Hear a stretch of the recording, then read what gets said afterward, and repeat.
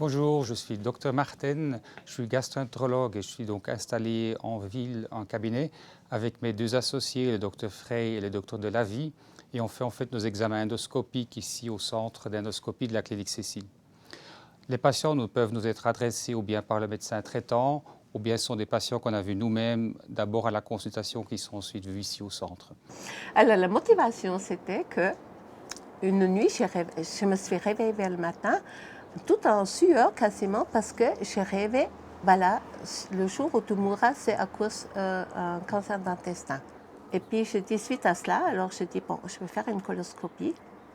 Et puis comme ma fille, elle est dans le médical, elle m'a tout de suite dit oui, c'est la meilleure chose à faire, c'est pas grand chose. Et puis au moins t'es sûr, ça te rassure. Typiquement, le patient vient, est ici accueilli par une infirmière au centre qui lui pose 2-3 petites questions avant de pouvoir faire l'examen. Elle lui pose une voie veineuse, contrôle les paramètres. Et puis après, le patient est amené en fait en salle où on fait les examens endoscopiques. Donc une fois que le patient est entré en salle, on l'installe, on essaye de le mettre au mieux possible à l'aise.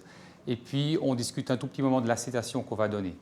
Les infirmières qui nous prennent aux sources, là, ils sont déjà très, très gentils. Ils nous prennent vraiment soin de nous, ils nous mettent en confiance. Et puis, on rejoint le médecin. Et puis, apparemment, on peut choisir si oui ou non on veut être anesthésié. Disons, s'il veut dormir pendant l'intervention. Donc en gastroentérologie, on fait en fait principalement 2 examens. Il y a la gastroscopie qui est en fait l'examen où on va passer par la bouche.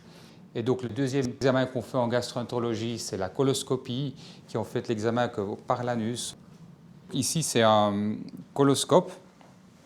Donc pour faire la coloscopie, donc c'est en fait un instrument qui a en fait sur le bout une lumière et une caméra qu'on peut voir là. Et donc en fait l'image par des fibres optiques est passée vers un processeur et puis ça nous transmet en fait l'image directement sur l'écran. Et nous, pendant on travaille, on regarde continuellement l'écran. Donc ici, on voit une représentation schématique du gros intestin qu'on peut en fait, avec l'endoscope que vous voyez ici, remonter progressivement jusqu'au niveau du bas-fond cécal et puis on peut aussi monter dans l'intestin grêle sur une certaine distance. Ici à droite, vous voyez alors l'image en fait en réel, donc c'est certes l'intérieur de l'intestin des patients. Il y a aussi un canal de travail en fait dans l'instrument. Donc ça veut dire qu'ici, par ce chemin-là, on peut introduire des instruments pour aller travailler dans le patient. Donc si on prend ici une anse pour enlever des polypes chez les patients, donc il est introduit ici par ce canal. Donc ensuite, l'instrument il sort ici au bout, et puis l'infirmière elle peut manipuler l'instrument comme ça que si on ouvre, il y a la anse qui va s'ouvrir, on peut la positionner autour du polype. Et puis après, on va resserrer l'anse autour du polype. Et celui-ci va être transséqué en utilisant du courant pour couper le polype. Et puis le polype est récupéré et on peut le faire analyser pour se rassurer que c'est encore un polype bénin.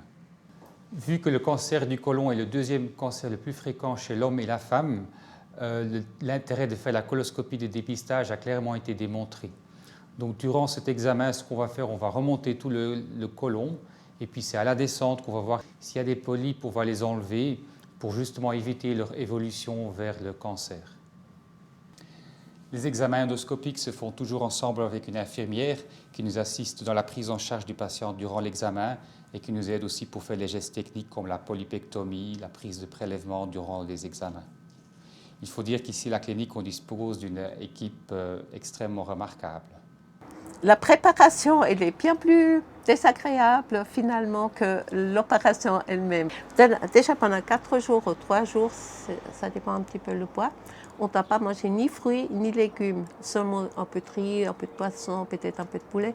Puis pour nettoyer l'intestin, il faut boire 3 litres de ce liquide qui est super désagréable. Mais vraiment, c'est ça, moi je trouve que c'est pire que l'opération. L'opération après, c'est pas grave, on sent rien, c'est même rigolo comme ça caguille dans le ventre, je trouve vraiment ça bien.